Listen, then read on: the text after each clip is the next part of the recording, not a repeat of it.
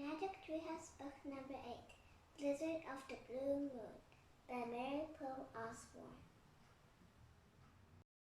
Chapter 6, The Hunt of the Unicorn.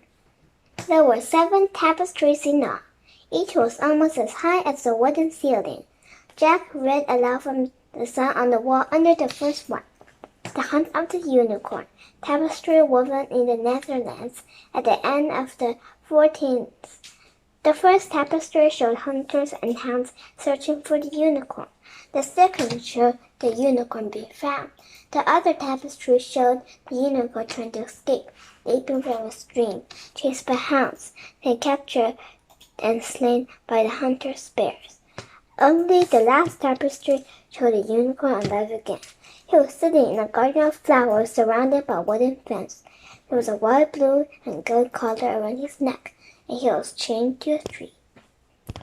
"That's him," Annie said softly.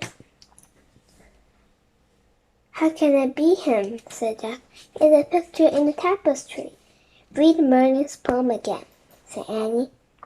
Jack unbuckled his bear case and pulled out the parchment scroll. He read aloud. "The very last unicorn is now hidden well, who have put him under a spell."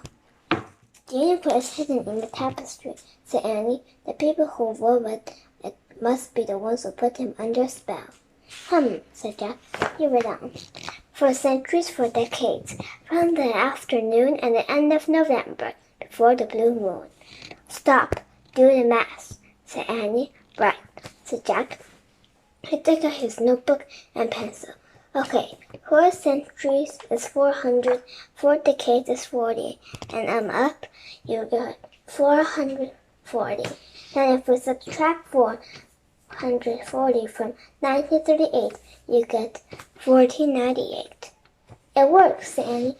"The signs say the tapestry were woven at the end of 14, and that's the end of November, and Mr. Perkins said there's a blue moon tonight." "Oh man," whispered Jack. He kept on reading. "He'll wake once more and be free to go home. If we call out his name, David Flower of Rome." Annie looked up at the tapestry. "David Flower," she called. Nothing happened. "David Flower of Rome," Jack called. Jack and Annie watched and waited. Nothing changed in the tapestry. It looked exactly the same. "Maybe he's not the right unicorn after all," said Jack. "Maybe it's just not the right name," said Annie. "Read the rest." Jack read more of the poem. "You must coax him to stand. Once his name is spoken, his chain will break, and the spell too be broken." "He is the right unicorn," said Annie. "See, there's the chain." She pointed to the chain in the last tapestry. "Yeah, but why didn't calling his name work?" said Jack. "Why didn't he wake up?" "I don't know," said Annie. "What else does the poem say?" Jack read on. "Then a young girl must love him and show him the way. Then lest he be trapped forever on public display. If he loses this chance to rise and depart, all magic will fade from his heart and his heart. He is on public display, and I'm the girl, Jack, and I love him a lot. I'll show him the way." "Okay, calm down. First we need to wake him up," said Jack. Voices came from outside. Jack moved to the windows. He looked at the courtyard. 2 people were coming through the cloister, their hats down against flying snow. One wore a dark cape and the other a tan raincoat. Jack turned to Annie with a big grin on his face. "You were right. They found us. Take a Catherine here," he said. "They know how to break the spell." "Of course," Annie beamed. "Quick, let's hide and surprise them for a change." "In there," said Jack. Jack and Annie hurried into another room off the tapestry room.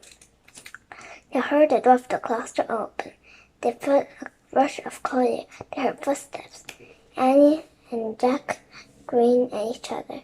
Jack put his finger to his lip. Then a quick, nervous voice came from the tapestry room. "Glinda, they're not here." "I see that, Batter, but look." "Ah, is it him, Glinda?" Annie grabbed Jack's arm. "Batter, Glinda," she whispered. "Shh," whispered Jack. "Of course it's him," said the girl. "I tell you those Frog Creek brats would lead us to him. Get the rope ready. Aye, said the boy. Jack and Annie carefully peeked around the corner. They saw a girl and boy standing with their backs to them, facing the unicorn in the last tapestry. The boy held a thick black rope. Tell his name, Glinda, said the boy. The girl took a step forward to the tapestry. She raised her arm in front of the unicorn. The answers, she called. Wind whistled through the open doorway. The flowers in the tapestry swayed as if the wind were blowing them. The scent of roses wafted through the room. The unicorn moved his head. Oh, whispered Annie. Get ready, Batter, to take him back to Master, said the girl. Jack and Annie caught Jack's arm. Who's the master? She whispered. I don't know, whispered Jack, but I don't think he's a good guy. The girl turned back to the tapestry and spoke softly to the unicorn. Come, come, my lovely dances. Step out now. Step out of that old rug. The unicorn turned his head and looked out at the girl. The look in his blue eyes was ancient yet young, wise yet innocent. He lifted his head as if he were about to stand. The girl nodded to the boy. The boy slowly curled the black robe into a noose. The girl looked at the unicorn again. Come to me, dances, Jacob. Don't be afraid. I'll love you and show you the way. No, dances, yelled Annie. Don't go to her. Jack and Annie bolted from their hiding place. Jack, Banner, Glinda whirled around in surprise. They both had pale faces and pale shiny eyes. Leave him alone, Annie shouted at the strange pair. You don't love him. We love him. At the moment, there was a flash of light, and the unicorn in the tapestry leapt like a deer over the woven fence. Batter and Glinda shrieked and jumped back. Jack covered his head. Then there was a silence. Jack looked up. The tapestry on the wall was unchanged. It still showed the unicorn woven from yarn chained to a tree.